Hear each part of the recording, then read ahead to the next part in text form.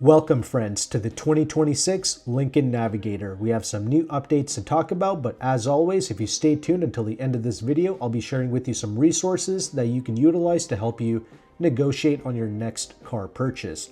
All right, let's get started here. Thanks to Motor Trend, they have compiled together all of the latest updates for the Navigator. So the biggest update, it's going to be the introduction of a new entry-level Premier trim level, and with this we now have 3 trims to choose from for the Navigator. We have the base Premier, we have the Reserve in the middle, and then we have the Black Label at the top. Then you can also add about $3,000 to each of these trim levels to upgrade to the L model, which is like that extended model. You get more trunk space, similar to the Cadillac ESV, or when you go from a Tahoe to a Suburban, pretty much the exact same upgrade, going with the L model of the Navigator. Anyway, every model now includes a 4-year connectivity package with Wi-Fi hotspot. They are also giving us a Lincoln security package anti-theft system as well for 2026. They have also made the hands-free open on approach split tailgate as a new standard feature across all trim levels.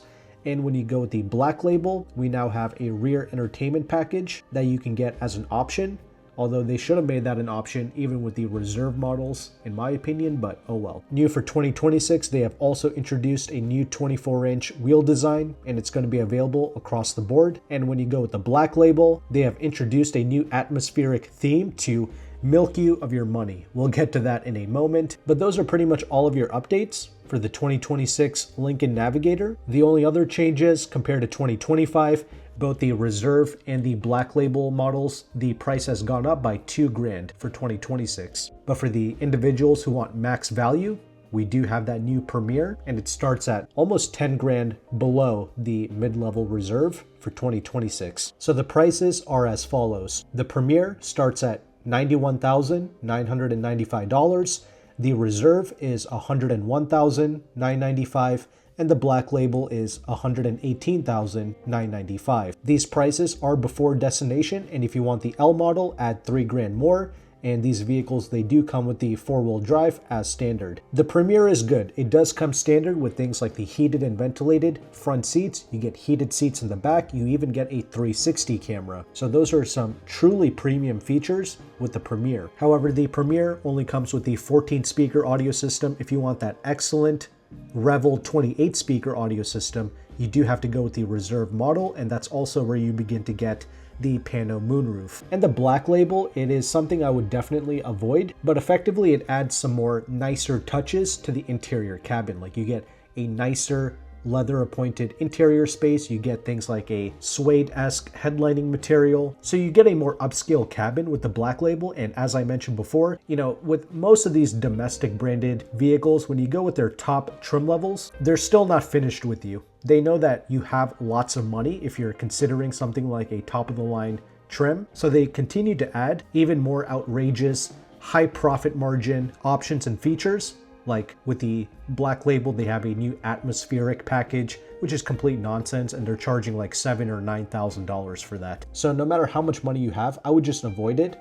I mean, I would just avoid the Black Label altogether. I would, however, consider the Reserve. If you value your music, then sure, go with that Reserve, but many families should be fine with the Premier. But that's pretty much everything you need to know regarding the 2026 Lincoln Navigator updates. Comment below, let me know your thoughts regarding this SUV, and would you choose this over the iconic Cadillac Escalade, because that is the vehicle that most people want in this space. But perhaps because the Escalade is so iconic, maybe some wealthy individuals might want to lay low and get the Lincoln instead because it kind of flies under the radar. Again, comment below, let me know your thoughts. The Navigator is cool, I do appreciate it. It is powered by the twin turbocharged V6 engine, putting out 432 horsepower and 510 pounds-feet of torque. It definitely moves, no doubt. And the main reason why a lot of individuals would want to consider things like the Navigator and the Escalade over something like the BMW X7 or even the GLS Benz is for the towing capacity. In the case of the Navigator, it's going to be 8,700 pounds. Not bad. And sure, some of those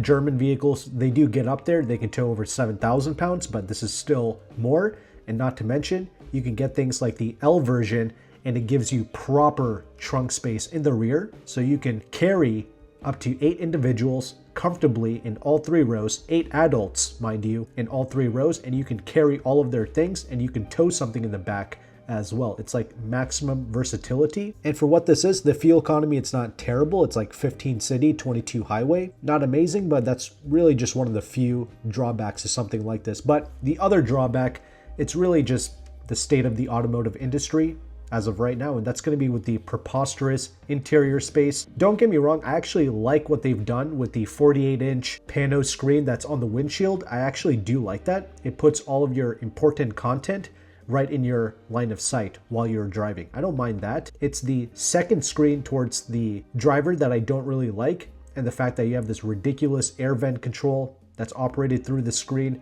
That is next level ridiculous. You have no physical controls for your HVAC. That's what I don't like. And due to the shape of the pano screen up against the windshield, they have given us like almost like a rectangular steering wheel, which can be a bit unorthodox, and not everyone is going to like that. So you have some strange things like that to get used to. But other than that, they do have amazing seats, that awesome Revel audio system, and of course, it's still very practical and pretty enjoyable to drive. But the pros and the cons, that's ultimately going to be up to you. As I promised at the beginning of this video, here are some resources that you can utilize to help you save with your next car purchase. I have a free leasing calculator provided to you by AutoCompanion, linked in the description box below. Lincoln is obviously not a brand known for their stellar resale value, so stuff like this is primarily worth leasing over financing or even paying cash for. So I used AutoCompanion's free leasing calculator to run some numbers on a 2025 and 2026 Navigator. This is a really powerful tool because it shows you the interest rate of a lease, the residual values, and the incentives that you can get in your local zip code. So even if you are not leasing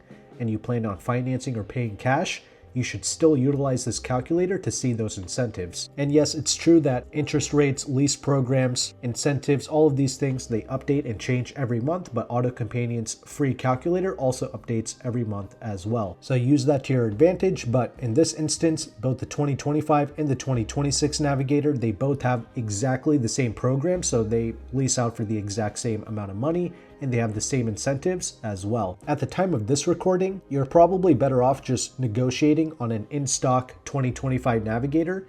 There's a little over 4,000 units available for sale throughout the entire country. Only about 200 of them are 2026 model years, and most of them still have not hit the dealership lot yet. They are still in transit, again, as of this recording. So most dealerships are going to be more incentivized to move the remaining 2025s, so you should be able to negotiate a pretty substantial discount on the 2025s. For this calculation, I assumed 10% off the MSRP. That's coming directly from the dealership. I mean, AutoCompanion is also one of the largest car brokers, and he's got like 11 to 12% off the MSRP on popular vehicles like the BMW X7, the GLS Benz, etc. But on your own, you should at least be able to get 10% off. And apparently the best lease program is for the 2-year lease, where the interest rate as of right now, it's about 3.17%. That's not great, but it's better than the 3-year and the 4-year lease, which are at 5.6 and 7.25% interest. And you do have about $2,500 in incentives that's going to stack on top of whatever dealer discount you're able to negotiate. And there's several more incentives. So that's what I'm saying. Use this calculator, click through, see what you can truly qualify for, because you don't want to leave any money on the table with a Lincoln product. And you can of course enter your state, your county, so you can get the right taxes for where you're living at. And for a no money down lease, assuming you have perfect credit, $108,000 reserve trim level Navigator, it's going to lease for about $1,500 a month on a 2-year lease, which is not great, but personally, I still think that's better than paying cash or financing, because once again, these things tank in value, and their finance program, it's not that great either. It's like 3.9% for 48 months. That's ridiculous. For 48 months, they should be giving us like 1, maybe 2% interest rate financing, but nope, they're at almost 4%, which is a shame. It's true, most people who purchase this stuff, they have deep pockets, no doubt about that, and they usually just pay cash. But these new vehicles, they're so disposable and they're just not really worth hanging on to. There's just no point in having the stuff paid off. You might as well just lease it, save your capital, because even if you have the thing paid off, you're just going to turn it back in anyway, because once it's out of warranty, it's useless. So the average person, even the wealthy ones, end up essentially quote-unquote leasing their cars anyway, except they do so without the actual benefit of leasing, which is the set residual value. So you might as well just lease it from the start. But that's just my 2 cents. I'm just sharing with you the free resource. Something else you can utilize is JD Power, so you can see what the invoice price of a vehicle is. In the case of the Navigator, there's about a $6,500 delta between invoice to MSRP. So when you're asking for 10% off, that's going to be obviously more than $6,500 off, so that's well below invoice. But that's what you should be aiming for minimum with the Navigator. Honestly, on a 2025 unit, especially one that's been sitting on the lot for a long period of time, I would start off with 12, even 15% off the MSRP. A dealership should be motivated to move one of these vehicles. And if you want to see other deals and discounts, you can check out AutoCompanion.com. But if you found value with this content, make sure to like and subscribe. Thank you again for watching. Take care and goodbye.